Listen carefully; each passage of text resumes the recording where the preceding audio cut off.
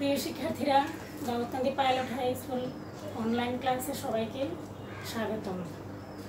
কেমন আছো সবাই? আশা রাখি ভালো আছো। আমিও তোমাদের দোয়ায় ভালো আছি।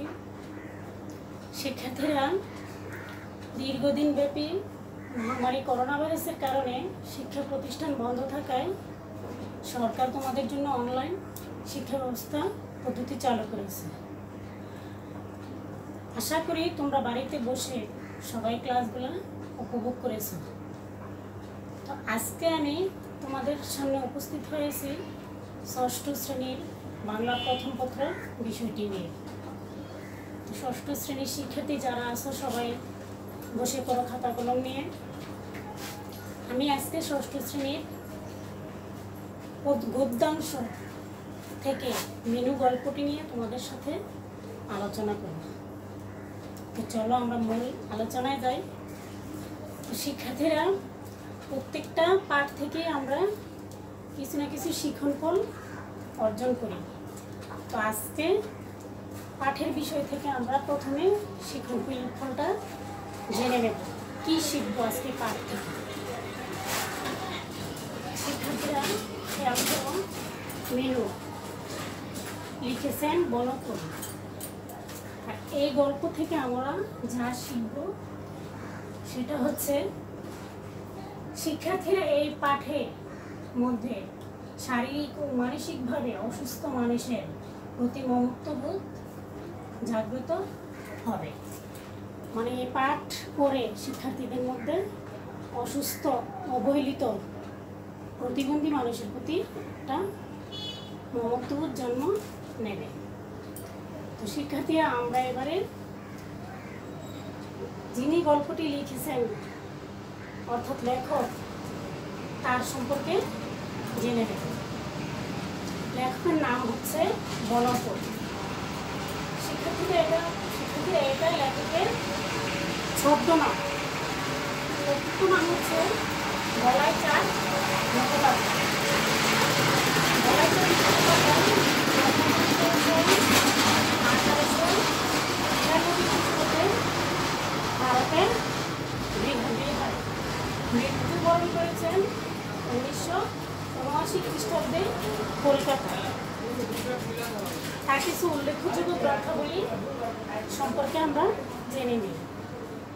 বনফুলের গল্প, বাহুল্য, অদৃশ্য লোকে, বহুবর্ণ, অনুগামিনী ইত্যাদি। তার উপাধি ছিল পদ্মভূষণ। তার সাহিত্যকর্মের জন্য বিশেষ করে ভারত সরকার তাকে পদ্মভূষণ উপাধিতে ভূষিত করেন। তিনি পেশায় একজন চিকিৎসক ছিলেন। এছাড়াও শিক্ষার্থীরা, সাহিত্যকর্মের প্রতি তার অগাধ আগ্রহ ছিল। তিনি বহু ছোট গল্প, হাস্যরসাত্মক গল্প ও উপন্যাস লিখেছেন। তো শিক্ষার্থীরা, আমরা তো জানলাম আজকে লেখক পরিচিতি, শিক্ষণফল।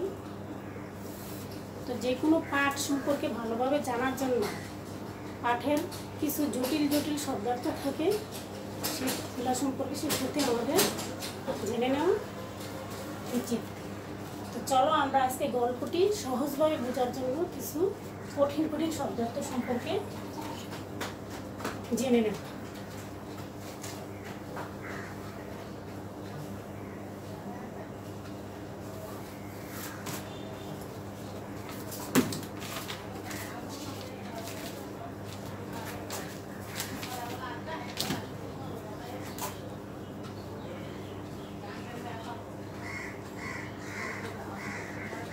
শব্দার্থ: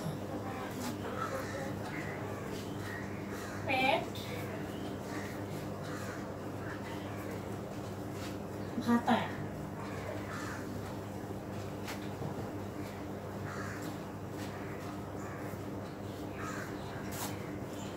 কালা,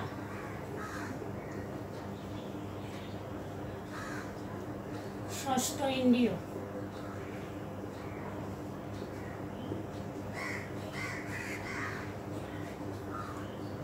ষষ্ঠ ইন্দ্রিয়, সই,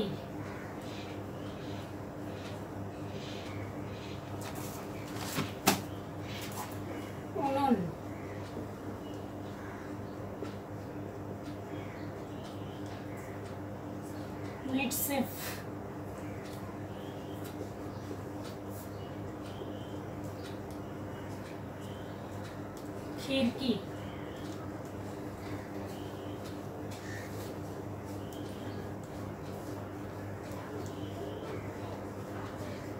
खिड़की। পেট ভাতা, পেট ভাতা শব্দের অর্থ হচ্ছে শিক্ষার্থীরা প্রয়োজনীয় খাদ্যের বিনিময়ে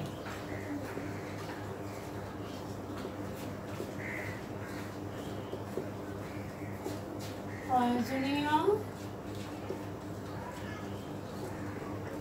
খাদ্যের বিনিময়ে। কালা অর্থ বধির। ষষ্ঠ ইন্দ্রিয় নাক, কান, নাক, কান, চোখ, জিভ,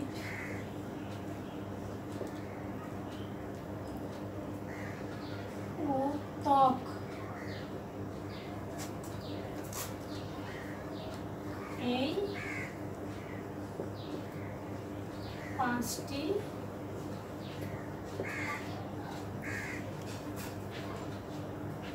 এই পাঁচটি ইন্দ্রিয়ের বিশেষ অংশ।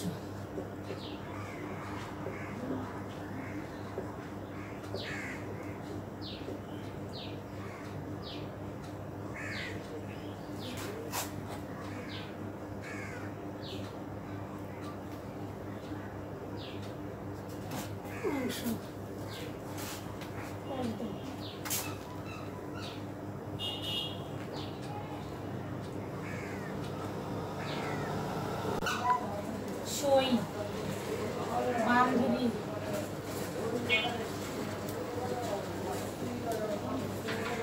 কলম, চুলা, মেডসেফ,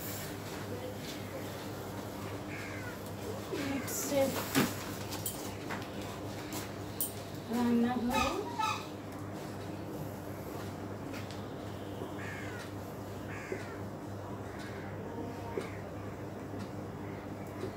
খাদ্য রাখা,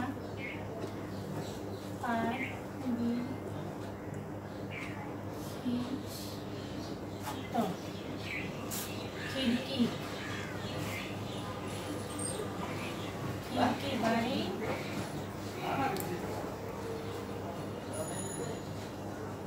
পিছনে ছোট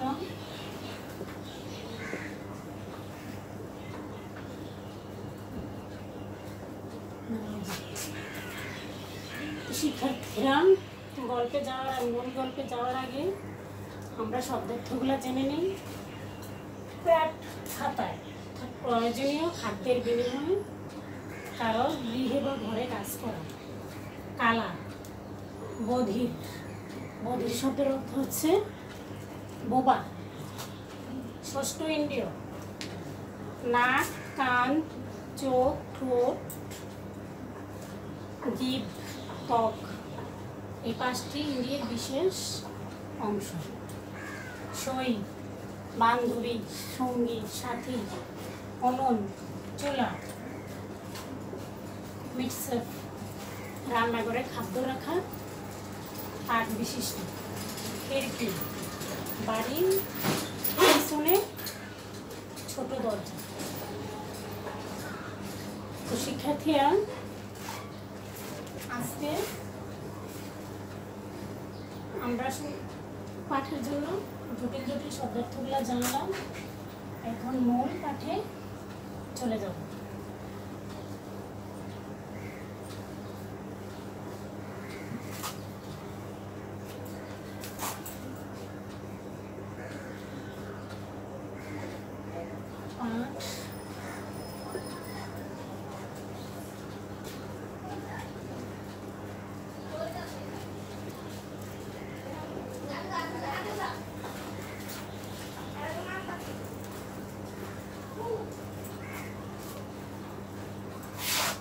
শিক্ষার্থীরা মেনু গল্পের মূল চরিত্র হচ্ছে মিনু। আমাদের সমাজের শিক্ষার্থীরা, আমাদের সমাজে বিভিন্ন ধরনের মানুষ রয়েছে। কেউ পুরোপুরি সুস্থ, কেউ অল্প সুস্থ। আবার আমাদের সমাজে বিভিন্ন স্থানে অনেক প্রতিবন্ধীও দেখা যায়। শারীরিক প্রতিবন্ধী, মানসিক প্রতিবন্ধী, এরকম প্রতিবন্ধী আমরা আমাদের সমাজে দেখতে পাচ্ছি। তো আমরা আজকে এরকমই একজন প্রতিবন্ধী জীবনে নিয়ে আলোচনা করব। ছোট্ট মেয়ে মেয়ে, তার বয়স 10 বছর, তার বাবা মা নেই, সে বাক ও শ্রবণ প্রতিবন্ধী, অর্থাৎ সে কথাও বলতে পারে না, কানেও শুনতে পায় না। মিনু কথা বলতে না পারলেও, কানে শুনতে না পারলেও, কারো মুখের ভাষা আর আচরণ দেখে, ঘটনারাও আচরণ দেখে সে বুঝতে পারে কে কি বলতে চাচ্ছে, সে সেটা বুঝতে পারে। তাছাড়া শিক্ষার্থীরা, মিনু তার চোখের জগৎ দিয়ে এই পৃথিবীর সব কিছুকে তার মতো করে গড়ে নিয়েছে। সে তার চোখের পৃথিবীর সাথে মিতালি করেছে তার চোখের দৃষ্টিশক্তির মাধ্যমে। সে দুঃসম্পর্কের এক পিসিমার বাড়িতে থাকে। সেখানেতে সে সারাদিন অখণ্ডভাবে কাজ করে। তাদের সংসারের প্রায় সমস্ত কাজ সে নিজে একাই করে। তো শিক্ষার্থীরা, মিনু ভোর 4টে ঘুম থেকে জাগে। ঘুম থেকে জেগে সে শুকতারার সাথে কথা বলে। শুকতারাকে সে তার সই বানিয়েছে, অর্থাৎ মিটিমিটি করে জ্বলা শুকতারাকে সে সই বলে মেনে নিয়েছে। শিক্ষার্থীরা, মিনু যে সমস্ত জিনিসপত্র দিয়ে কাজ করে প্রত্যেকটারই একটা নিজস্ব নাম সে তৈরি করেছে। মিনু ভোরে উঠে কয়লা ভাঙে। যে হাতুড়ি দিয়ে সে কয়লা ভাঙে, সেই হাতুড়িটার নাম দিয়েছে গদাই। আর যে পাথরে রেখে সে কয়লা ভাঙে, সে পাথরটার নাম দিয়েছে শানু। উনুনের নাম দিয়েছে রাক্ষসী, অর্থাৎ ধাউ ধাউ করে জ্বলা আগুন দেখে তাকে তার রাক্ষসী বলে মনে হয়। কয়লাকে মিনুর শত্রু বলে মনে হয়। আবার ভীমরুল বা ভুলতা এক ধরনের প্রাণী, যা কামড় দিলে 2 থেকে 3 দিন প্রচুর ব্যথা বেদনা থাকে, অনেক সময় জ্বরও চলে আসে। এই ভীমরুলকে মিনুর শত্রু বলে মনে হয়, কারণ একবার মিনুকে এই ভীমরুল কামড় দিয়েছিল। সেই ব্যথাটা তার 3 থেকে 4 দিন পর্যন্ত ছিল। এজন্য ভীমরুলকে তার শত্রু মনে হয়। আর পিঁপড়েকে সে সঙ্গী করে নিয়েছে। আবার যে থালা, বাটি, গ্লাস, ঘটি, এগুলোরও মিনু নিজস্ব করে একটা নাম তৈরি করেছে। যেমন ঘটির নাম রেখেছে কুঠি, গ্লাসের নাম তারু, দারু, বারু ইত্যাদি। আর মিট সেফ, রান্নাঘরের খাদ্য রাখার যে পাত্র, তার বিশিষ্ট একটা পাত্র, সেটার নাম সে রেখেছে গবগব।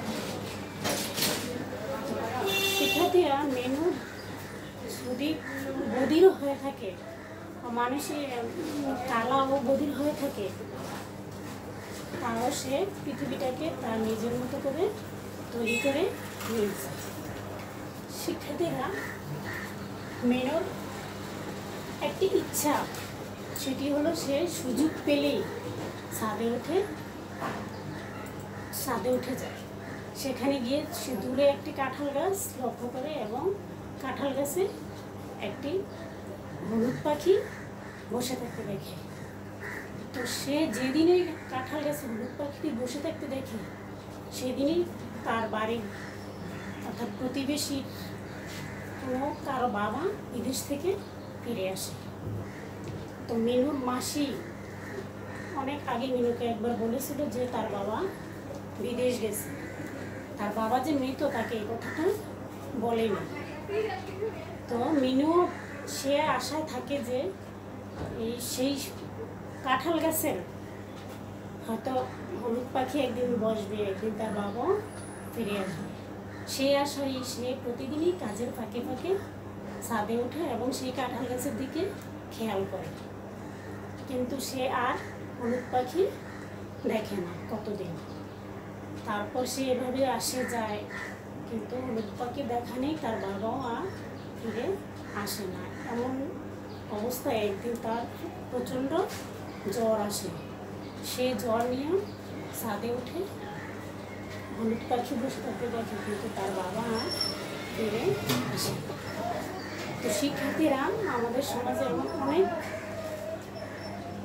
শিশুই আছে যারা বাকু শ্রবণ প্রতিবন্ধী, শারীরিকভাবে বিকলাঙ্গ। সমাজ তাদেরকে খুব একটা সহানুভূতির দৃষ্টিতে দেখে না। মিনু তেমনই একটি অবহেলিত শিশু, যে অন্যের বাড়িতে থাকে পেট ভাতায়। তো তার মতো করে সে এই জগৎটাকে গড়ে নিয়েছে। আমরা আজকে মিনুর সম্পর্কে জানলাম। তো আজকে আমার পাঠের মূল বিষয় সমাপ্তি এখানেই হলো। তো শিক্ষার্থী, তোমরা এখন একটি বাড়ির কাজ নিয়ে নাও।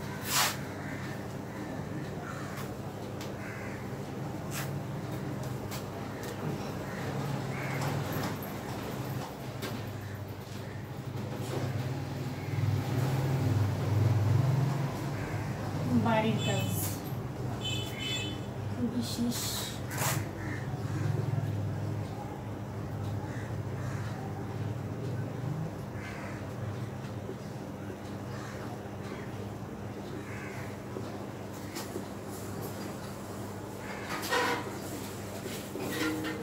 বিশেষ চাহিদা সম্পন্ন শিশুদের প্রতি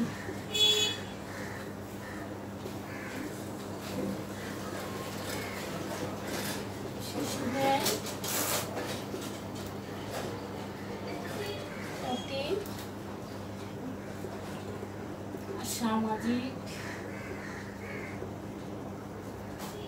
সচেতনতা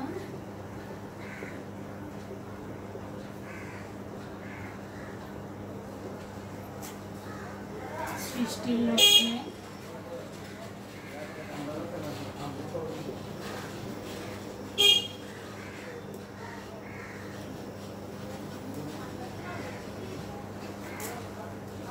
প্রচারণার জন্য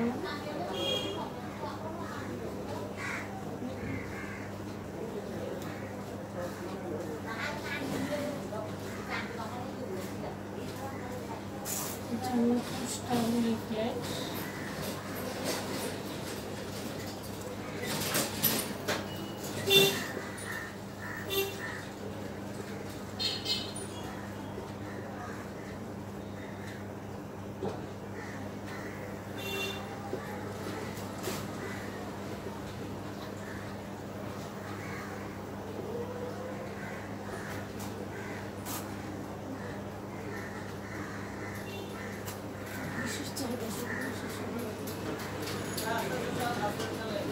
শিক্ষার্থীরা বাড়ির কাজটা নিয়ে নাও। আজকে বাড়ির কাজ হচ্ছে বিশেষ চাহিদা সম্পন্ন শিশুদের প্রতি সামাজিক সচেতনতা সৃষ্টির লক্ষ্যে প্রচারণার জন্য পোস্টার ও লিফলেট তৈরি করো।